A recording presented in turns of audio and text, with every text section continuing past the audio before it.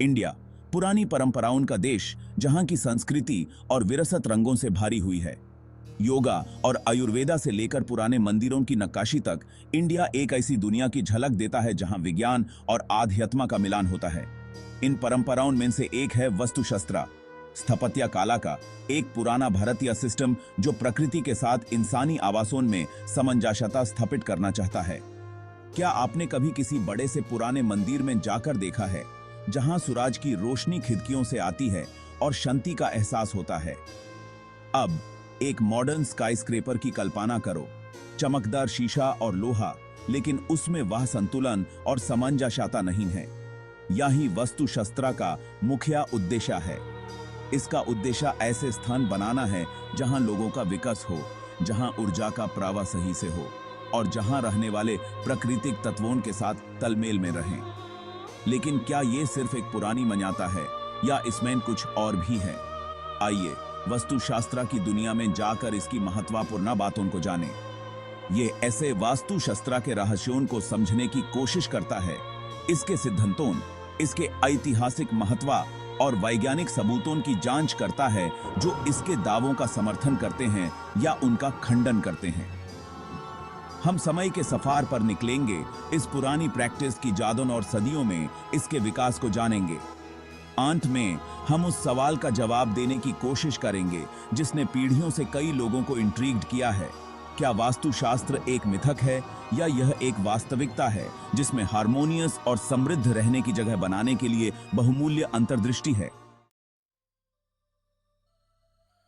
वास्तुशास्त्र, जिसे अक्सर स्थापत्य कला का विज्ञान कहा जाता है, डिजाइन का एक परंपरागत भारतीय सिस्टम है जो मनुष्यों और उनके द्वारा निर्मित पर्यावरण के बीच सामंजस्यता पर बल देता है। वास्तु का अर्थ है घर, जबकि शास्त्र का अर्थ है विज्ञान या ज्ञान। यह ज्ञान सुख, समृद्धि और सामंजस्यता को बढ़ावा देने के लिए जगहों के डिजाइन और निर्माण का मार्गदर्शन करते हैं।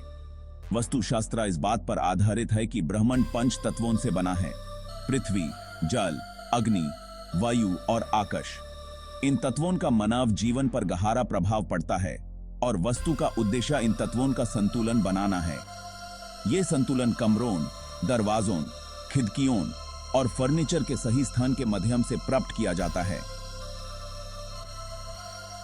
यह सुनिश्चित करते हुए कि प्रत्येक तत्व अपने निर्दिष्ट क्षेत्र में है और अंतरिक्ष के भीतर ऊर्जा प्रवाह अनुकूलित है।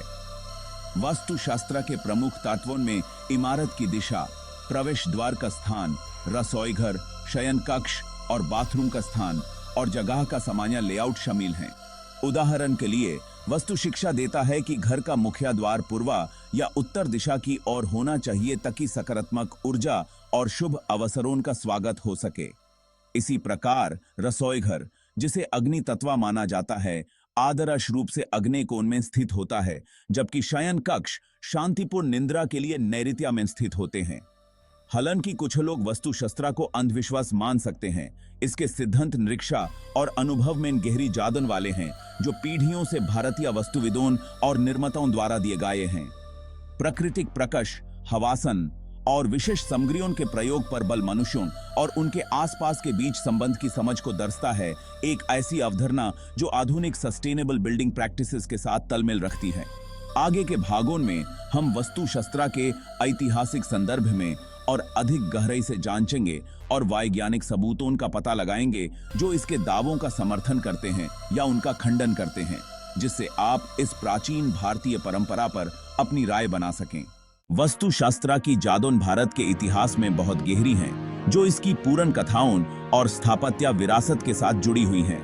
प्रमाण बताते हैं कि वैदिक काल में प्राचीन भारतीय शहरों और महलों के निर्माण में वास्तु के सिद्धांतों को लागू किया गया था। ऋग्वेद जैसे प्राचीन ग्रंथों में स्थानिक नियोजन और अभिविन्यास का महत्व बताया गया है। सिंधु घाटी सभ्यता, जो दुनिया की सबसे पुरानी शहरी सभ्यताओं में से एक है, वास्तु सिद्धांतों के प्रमाण प्रदान करती है। हड़प्पा और मोहनजोदारो के सावधानी पूर्वक नियोजित शहर उनके ग्रिड जैसे लेआउट और परिष्कृत जल निकासी प्रणालियों को दर्शाते हैं।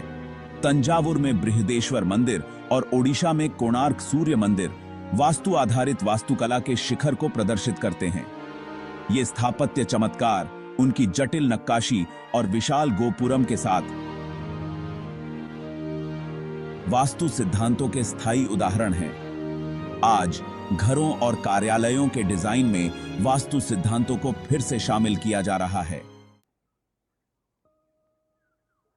तो क्या वास्तुशास्त्र सिर्फ एक पुरानी मान्यता है या इसका कोई वैज्ञानिक आधार है? देखिए, वास्तु के सिद्धांत प्राकृतिक घटनाओं और पर्यावरण के साथ मानवीय संपर्क के अवलोकन में जादन वाले हैं। उदाहरण के लिए, नेचुरल लाइट एंड वेंटिलेशन पर बल आधुनिक सस्टेनेबल बिल्डिंग प्रैक्टिसेस के साथ तालमेल रखता है। वास्तव में वैज्ञानिक समुदाय ने मानव कल्याण पर स्थानीय अभिविन्यास और पर्यावरणिक कारकों के प्रभाव को समझने के लिए विभिन्न अध्ययन किए हैं। कुछ निष्कर्ष सुझाते हैं कि वास्तुशास्त्र के सिद्धांत स्वास्थ्य, जीवन, पर्यावरण में योगदान कर सकते हैं, जबकि अन्य संकेत में रहते हैं लाभ को मनोवैज्ञानिक और सांस्कृतिक कारकों के लिए एट्रीब्यूटिंग करते हैं।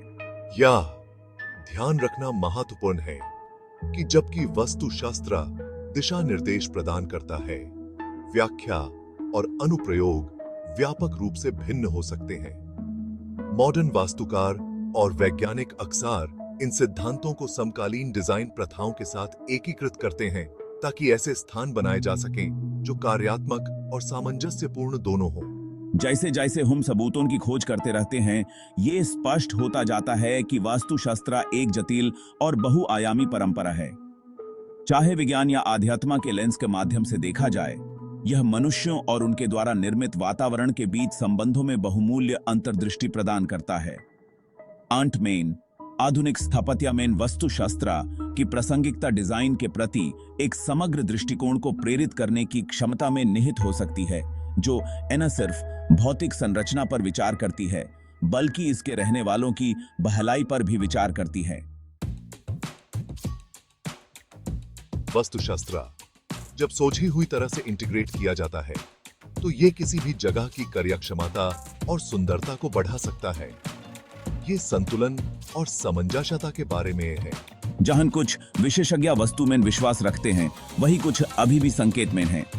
ये वड विवाद चलता रहेगा, लेकिन वस्तु का सार इसके डिजाइन के प्रति समग्र दृष्टिकोण में है। जब से हमने वास्तु के सिद्धांतन का पालन करते हुए अपने घर को नया डिजाइन दिया है, हमने अपने जीवन में एक सूचक बदलाव महसूस किया है। ऐसा लगता है जैसे ऊर्जा का प्रवाह ज्यादा सकारात्मक हो गया है। मैं शुरू में वस्तु को लेकर थोड़ा संकेत में था, लेकिन अपने दोस्त के घर में बदलाव देखने के बाद मैंने भी इसे ट्राई करने का फैसला लिया। मुझे कहना होगा, ये सच में अलग महसूस होता है, एक अच्छे तरीके से। चाहे ये प्लेसिबो इफेक्ट हो या ऊर्जा में कोई असली बदलाव, बहुत से लोग वास्तुशास्त्र द्वारा लाए गए सकारात्मक परिवर्तन की कसम खाते हैं। तो क्या वास्तुशास्त्र एक पौराणिक कथा है या सच? इसका जवाब हर किसी के लिए अलग हो सकता है। कुछ के लिए यह एक सामंजस्यपूर्ण जीवन के लिए एक गाइडिंग प्रिंसिपल है, जबकि दूसरों के लिए यह सिर्फ एक और पुरानी मान्यता है। जो बात अस्वीटिकेबल है, वो है इसका सांस्कृतिक महत्व और यह बहुत से लोगों को जो सुकून देता है। अंत में अपने स्थान में सामंजस्यता खुद की एक सफर है। चाहे आप वास्तुशास्त्र का पालन करना चाहे या नहीं, लक्ष्य एक ऐसा वातावरण बनाना होना चाहिए जो आपके लिए सही लगे। आखिरकार एक खुश घर एक सामंजस्यपूर्ण घर होता है।